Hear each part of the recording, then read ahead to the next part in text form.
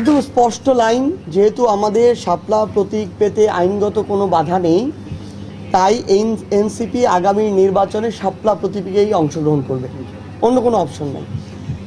আমরা নির্বাচন কমিশন তাদের জায়গা থেকে আমরা অনুরোধ করব তারা যেন নিজেদের স্ট্যান্ডার্ডের প্রমাণ দেয়, তারা যেন ওই মার্কা যেগুলো আছে, যেগুলো বাংলাদেশের মানুষের সামনে যে কোনো একটা রাজনৈতিক দল, অতীতের বর্তমানের কিংবা আগামীর যে কোনো একটা রাজনৈতিক দল যেই মার্কাটা নিয়ে একটা ডিগনিটি শো করে তারা তাদের জায়গা থেকে নির্বাচন করতে পারবে, জনগণের কাছে যেতে পারবে, ওই ধরনের মার্কা আমরা তাদেরকে ওই লিস্টে ইনক্লুড করতে বলবো। এবং যেগুলো মানুষের হাসির খোরাক যোগায় সেগুলো যে কোনো দলের জন্যই সেগুলো আসলে ওখানে থাকা উচিত না। এটা তাদের স্ট্যান্ডার্ডের প্রশ্ন, এটা তাদের রুচিবোধের প্রশ্ন। আমরা আহ্বান করব তারা যেন এটা নতুন করে এই তালিকাটা ঠিক করেন তাদের জায়গা থেকে। এবং এই নির্বাচন কমিশন অভ্যুত্থান পরবর্তী বাংলাদেশে একটা স্বাধীন সাংবিধানিক প্রতিষ্ঠান হিসেবে যদি তাদের স্বকীয়তা বজায় না রাখতে পারে, যদি কোনো প্রভাবের দ্বারা প্রভাবিত হয়ে আমাদের এই ন্যায়সঙ্গত অধিকারটা আমাদেরকে না দেয়, এনসিপিকে শাপলা প্রতীক না দেয়, আমরা মনে করি এই নির্বাচন কমিশন আগামী নির্বাচন কমিশন হিসেবে কাজ করার সম্পূর্ণ আস্থা হারিয়ে ফেলে।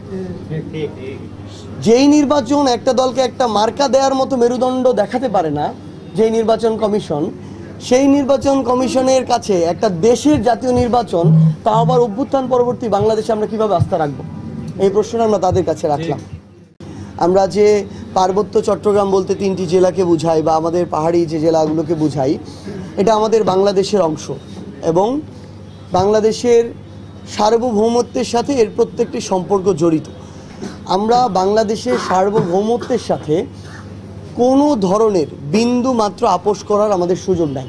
যারা এর বিরুদ্ধে ষড়যন্ত্র করবে, দেশের ভিতরে বসে থেকে হোক, দেশের বাইরে বসে থেকে হোক, তাদেরকে বাংলাদেশের সরকার বলি, প্রশাসন বলি, আইন শৃঙ্খলা রক্ষাকারী বাহিনী বলি, কিংবা সেখানে দায়িত্বশীল যারা আছেন সেনাবাহিনী থেকে শুরু করে, এই ষড়যন্ত্রকারীদের বিরুদ্ধে অবশ্যই তাদেরকে সর্বোচ্চ কঠোর ব্যবস্থা নিতে হবে।